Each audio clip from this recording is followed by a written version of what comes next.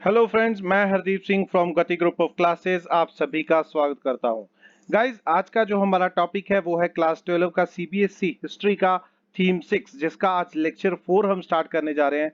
तो इसमें हम जो टॉपिक करेंगे वो है हमारा टॉपिक नंबर 7, जिसका मेन जो हेडिंग है that is the Chishtis in the सब कॉन्टिनेंट।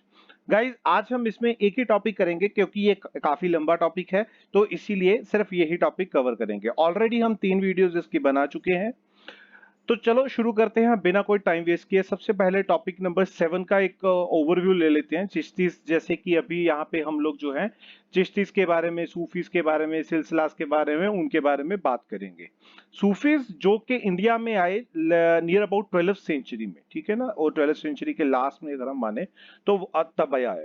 और चिश्तीज जो कि एक बहुत ही इन्फ्लुएंशियल जो है एक तरह का वो है, ठीक है ना, कम्युनिटी है। और ये क्यों? क्योंकि इन्होंने लोकल एनवायरनमेंट जो है ना उसको अडॉप्ट कर लिया, और बहुत सारे इंडियन डिवोशनल ट्रेडिशन के जो फीचर्स हैं वो इसमें काउंट किए जाते हैं। सबसे पहले देखते हैं टॉपिक नंबर 7.1, जिसमें है लाइफ इन चिश्ती खानकास। अगर हम देखें तो खानकास एक तरह का सोशल लाइफ का उस टाइम का एक सेंटर पॉइंट था। शेख निजामुद्दीन हॉस्पाइस जहां पे वो रहते थे, जहां पे वो भक्ति करते थे और सभी लोग वहां पे उनको मिलने आते थे, वो बिल्कुल ही ग्यासुपुर जो है वहां पे था, जो कि दिल्ली के थोड़ा सा बाहर है। इट कंप्राइज, इसमें बहुत सारे छोटे छोटे कमरे बने हुए थे, बड़ा हॉल बना हुआ था जिसको जमात खाना भी बोलते हैं। ये आपको बिल्कुल ध्यान रखना है कि आप ये वर्ड्स यूज करें जो कि पर्टिकुलरली यहाँ पे यूज किए गए हैं, क्योंकि ये एक तरह की टर्म्स हैं जो आपको आपके एग्जाम में एक नंबर के जो क्वेश्चंस हैं जो आपको आएंगे वो उनमें आ सकती है। तो जहां पे उसके जो भी विजिटर्स आते थे प्रे करने के लिए और रहने के लिए, वो वहां पे रहते थे। और उसमें अगर हम बात करें इनमेट्स में, उसके जो फैमिली मेंबर्स हैं शेख के, जो अटेंडेंट्स है, उसके चेले हैं, वो सभी लोग उसमें आते हैं। तो शेख बहुत ही छोटे से रूम में जो रहते थे, ठीक है ना, और वहीं पे उनके जो विजिटर्स हैं वो मॉर्निंग एंड इवनिंग वहां पे प्रे करने के लिए आते थे। और जो वरांडा था वहां पे वो है, वो पूरा कोर्टयार्ड जो है वो बना हुआ है, बाउंड्री वॉल बनी हुई है। किसी किसी ओकेजन पे, जैसे कि कोई मंगोल इन्वेजन हो गया है ना, किसी मंगोल ने हमला कर दिया, तो आसपास के जो नेबरिंग एरियाज थे वहां से लोग आके वहां पे खानका में आ जाते थे और वहां पे रेफ्यूज, मतलब के रिफ्यूजी बन जाते थे, वहां पे आके रहना शुरू कर देते, घर घर नहीं जाते थे, है ना। तो वहां पे एक ओपन किचन थी, जैसे कि लंगर हाल होता है ना, उसी तरीके से वो वहां पे लंगर खाना खाते थे, ठीक है ना। और वहीं पे, और वो लंगर हाल जो था वो किस पे चलता था? ऑब्वियस सी बात है, दैट वाज रनिंग ऑन फुटहू, है ना, अनआस्क्ड फॉर चैरिटी, जहां पे चैरिटी मांगी नहीं जाती, लोग अपनी श्रद्धा से ही देते हैं, ठीक है ना। मॉर्निंग से लेके रात तक लोग वहां पे आते रहते थे, अलग अलग तरह के लोग, जैसे soldiers, slave, singers, merchants, poets, travellers, सभी लोग वहां पे आते थे, है ना, बहुत सारे। क्योंकि ऑब्वियस सी बात है, अभी हर कोई चाहता है कि भाई हमें शेख की जो अच्छी चीजें हैं वो हमें मिले, है ना, तो वो वहां पे आते थे उसके दर्शन करने के लिए। और बहुत सारे और भी विजिटर्स, जैसे कि पोइट्स, जैसे कि आमिर हसन सीजी हैं, आमिर खुसरो हैं, कोर्ट हिस्टोरियन जियाउद्दीन बरानी था, उन वो सभी भी यहाँ पे आए और उन्होंने शेख के बारे में काफी प्रे किया है, उनके उसके बारे में प्रेज किया है, लिखा है उसके बारे में। बहुत सारी प्रैक्टिसेस अगर हम देखें तो उस टाइम पे थी, जैसे कि शेख के सामने सर झुकाना, है ना, आते हुए लोगों को पानी पिलाना। और जो लोग हैं, जैसे कि उसके जो चेले वगैरह थे, उन्होंने काफी हद तक अपने शेव किया हुआ था अपने सरों को, ठीक है ना, योगिक एक्सरसाइज करना। तो ये सारी चीजें क्या थी? ये एक तरह के लोकल ट्रेडिशंस थे, है ना, जिसको उन्होंने अडॉप्ट किया और उसको आगे भी लेके गए। शेख निजामुद्दीन ने अपने बहुत सारे स्पिरिचुअल सक्सेसर जो हैं वो अपॉइंट किए, ऐसे नहीं कि गद्दी पर बैठने के लिए, नहीं, स्पिरिचुअल सक्सेसर के मेरे बाद जो मेरी चीजें हैं, जैसे कि जो स्पिरिचुअलिटी है, जो मैं भक्ति करता हूँ, उसको कंटिन्यू कौन करेगा? मेरे सक्सेसर्स करेंगे। और उनको अलग अलग जगह पे हॉस्पाइसेस बनाने के लिए भेज दिया गया कि आप यहाँ पे दरगाह बना लो, यहाँ पे दरगाह बना लो, यहाँ पे रहो और लोगों को सही रास्ते पे डालो, है ना। तो एज ए रिजल्ट अगर हम देखें तो उसकी टीचिंग्स की वजह से, प्रैक्टिसेस की वजह से और चिश्तीस की ऑर्गेनाइजेशन की वजह से जो शेख का फेम है वो कॉन्टिन्यूसली रैपिडली इंक्रीज हो रहा है। तो लोगों ने वहां पे पिलग्रिम करना शुरू कर दिया, और उसके जो स्पिरिचुअल इंसेस्टर्स थे, है ना, जिसका मतलब अभी तो वो गुरु है ना, उसके भी तो कोई गुरु होंगे ना, तो वहां पे भी जाना शुरू कर दिया। अभी टॉपिक नंबर 7.2 है चिश्तीस डिवोशनलिज्म, जियारत, ठीक है ना, एंड कवाली। पिलग्रिमेज जो है वो उसको हम क्या बोलते हैं? जियारत, ठीक है ना, एक ध्यान रखना। पिलग्रिमेज क्या है, आपको हज करने जाना, जैसे हज करना होता है ना, वो मक्का मदीना जाते हैं मुस्लिम्स, उसी तरीके से अगर आप किसी भी अपने जैसे कि कोई भी आपके धर्म का कोई भी जगह है, कोई स्पिरिचुअल प्लेस है, ठीक है ना, आप वहां पे जा रहे हो, ट्रेवलिंग कर रहे हो, तो उसको हम बोलते हैं कि भाई दैट इज कॉल्ड जियारत, पिलग्रिमेज है ना। तो अलग अलग सूफी सेंट्स पे वो जाते थे, मुस्लिम वर्ल्ड में ये बहुत ही प्रैक्टिस है ना। लेकिन जाते क्यों है, क्योंकि उसकी स्पिरिचुअल ग्रेस के लिए, है ना, बरकत। बरकत हम उसको एक अगर हम बोलें तो मतलब कि उसकी जो विलिंगनेस है, उसकी जो अच्छी चीजें हैं, वो हमें अपनी कृपा करे हम पे, है ना, वो चीज को लेने के लिए। फॉर मोर देन अगर 7 सेंचुरीज की बात हम करें, 7 सदियों से लोग जो है वो अलग अलग क्रीड्स के, क्लासेस के, सोशल बैकग्राउंड्स के जो है वो वहां पे डिवोशनली अपना माथा टेकने आ रहे हैं दरगाह पे, है ना। तो अगर हम देखें, अलग अलग जो 5 ग्रेट चिश्ती सेंट्स हुए हैं, उनकी दरगाह पे जाते हैं और वहां पे वो करते हैं। और इसमें से मोस्ट जो है ख्वाजा मुईदीन, है ना, जिसको हम गरीब नवाज के नाम से भी जानते हैं, ठीक है ना, मतलब के गरीबों की रक्षा करने वाला, कंफर्टर ऑफ द पुअर, है ना। और वहां पे भी वो लोग जो है वो क्या करते हैं, पिलग्रिमेज करने के लिए, जियारत करने के लिए जा रहे हैं।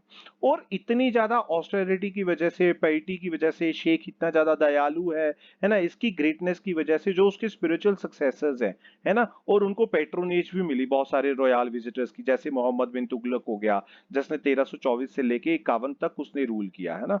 तो वो सबसे पहला सुल्तान था जो वहां पे श्राइन पे विजिट करने के लिए आया। लेकिन अर्लियर अगर हम देखें तो कंस्ट्रक्शन जो द हाउस ऑफ टॉम जो है उसको काफी टाइम बाद फंड भी किया गया, जैसे कि 15 सेंचुरी में अगर हम बात करें, सुल्तान ग्यासुद्दीन खलजी जो है मालवा के, उन्होंने फंडेड किया था, मतलब कि बनवाने के लिए पैसा वगैरह दिया।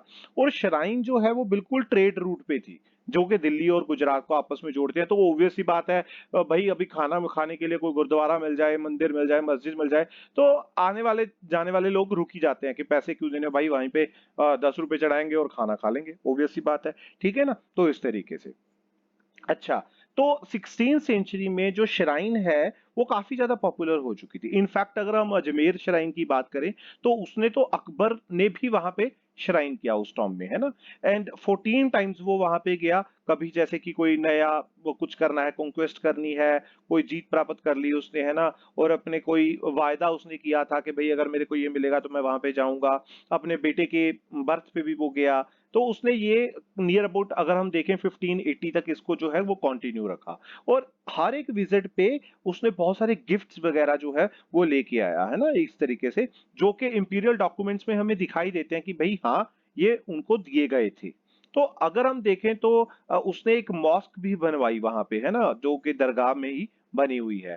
तो आल्सो पार्ट ऑफ जियारत, मतलब वहां पे म्यूजिक, डांस, बहुत सारे मिस्टिकल चेंज, जैसे कि कोई मान लो कि आप हम कवाली होती है ना, कवाली है ना, तो म्यूजिशियंस कवाल्स है ना, वो स्पेशल डिवोशन को दिखाने के लिए वहां पे गाना बजाना भी होता था, है ना। सूफीज जो है वो परमात्मा को, गॉड को, भगवान को, अल्लाह को जो है वो रिमेम्बर करते थे, है ना, जैसे कि रिसाइटिंग द जिक्र, अगर हम डिवाइन नेम्स ले रहे हैं, है ना, उसके बारे में बात कर रहे हैं। अगर हम आजकल भी अगर बात कर रहे हैं ना, परमात्मा के बारे में, भगवान के बारे में बात कर रहे हो, तो मतलब आप उसको याद कर रहे हो, ठीक है ना।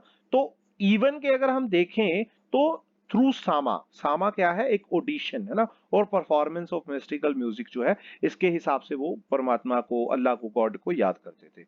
सामा वाज इंटेग्रल टू द चिश्तीज, ठीक है ना।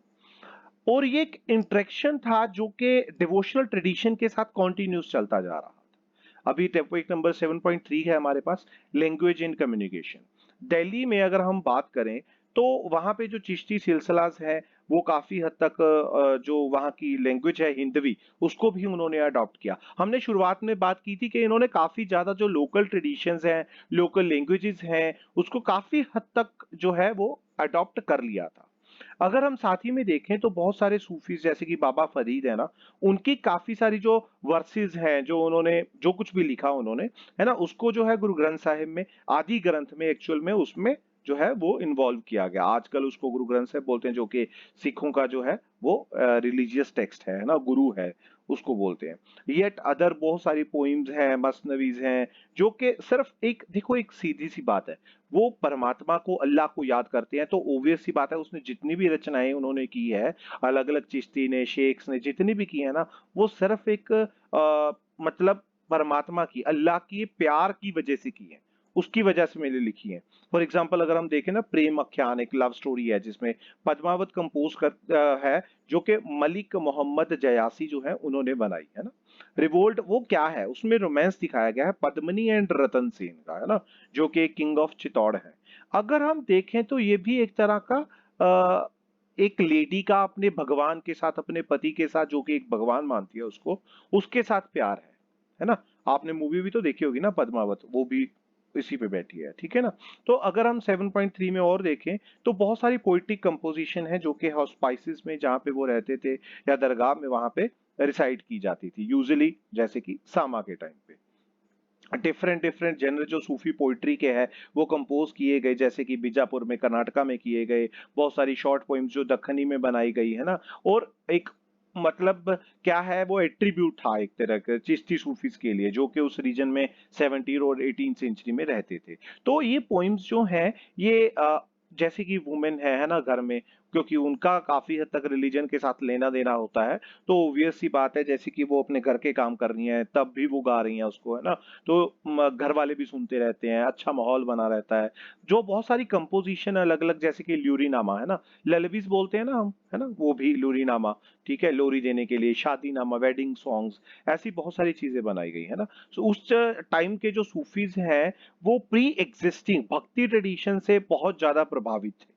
कन्नड़ा वचनाज, लिंग्यात, मराठी अभंगाज, है ना, और सेंट्स ऑफ जो है पदरपुर, है ना, इस तरीके से उनसे काफी ज्यादा इंस्पायर हो चुके थे। It is through this medium कि इस्लाम जो है वो डेक्कन में काफी हद तक अपनी जो जगह है वो बना पाया। अगर हम अब टॉपिक नंबर 7.4 देखते हैं, सूफीज एंड द स्टेट, मतलब सूफीज और स्टेट्स का आपस में क्या रिलेशनशिप था।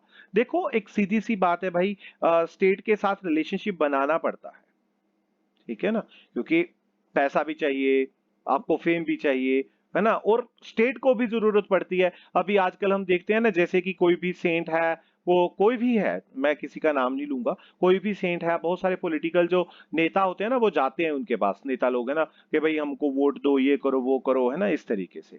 तो एक वर्डली पावर है, हाउ एवर कहता कि नो मीन्स कोई भी वो नहीं है कि सिचुएशन ऑफ एब्सोल्यूट आइसोलेशन नहीं है पॉलिटिकल पावर से, ठीक है ना।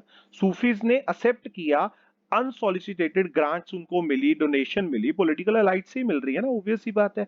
तो सुल्तान इन टर्न वो क्या चाहते हैं, चैरिटेबल ट्रस्ट बनाया उन्होंने, है ना, एज जैसे कि इंडोमेंट्स और स्पाइसेस के लिए उनको टैक्स फ्री लैंड दे दी गई, इनाम में दे दी गई, है ना, कि आप ये रखो और अपना जो है वो कार गुजार यहाँ पे करो, लोगों को खाना खिलाओ क्योंकि आप अच्छा काम कर रहे हो। तो चिश्तीज ने वो डोनेशन दोनों में की, कैश में भी ली और उन्होंने काइंड्स में भी ली। काइंड्स जैसे कि गेहूं आ गया, चीनी आ गई, शुगर आ गया, कुछ भी मतलब, है ना, चीजें आ गई। तो रातों दिन उसको डोनेशन को अपने पास जमा करने की बजाय उन्होंने सारे का सारा पैसा जो है ना वो पूरे का पूरा उन्होंने कहाँ पे लगा दिया, जैसे कि फूड, क्लॉथ्स, लोगों के लिविंग क्वार्टर्स बना दिए, लोगों की जितनी भी इचुअल नेसेसिटीज हैं उस पे उन्होंने खर्च कर दिया पैसा।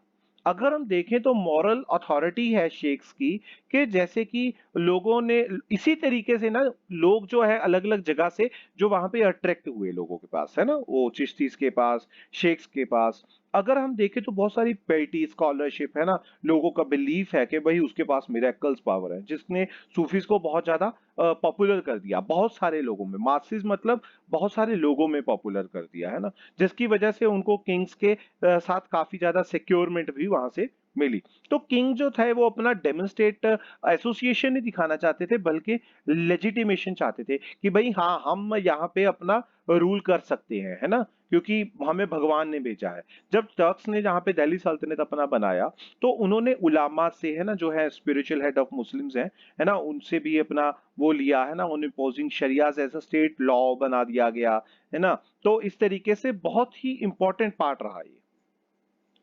तो इवन के बहुत सारी मेजॉरिटी ऑफ नॉन मुस्लिम जो थे उनका भी इसमें पार्टिसिपेशन देखा जाता है। सुल्तान ने तब क्या किया, then sort out the Sufi, जैसे कि उन्होंने अपनी अथॉरिटी डायरेक्टली के गॉड से हमें मिली है। वो जुरिस्ट पे या शरिया पे बिल्कुल भी डिपेंड नहीं रहे कि भाई आप हमें बताओगे कि भाई हम यहाँ पे काम करने के लिए या फिर रूल करने के लायक हैं या नहीं है। नहीं, उन्होंने बोला कि भाई हमें गॉड ने ही भेजा है।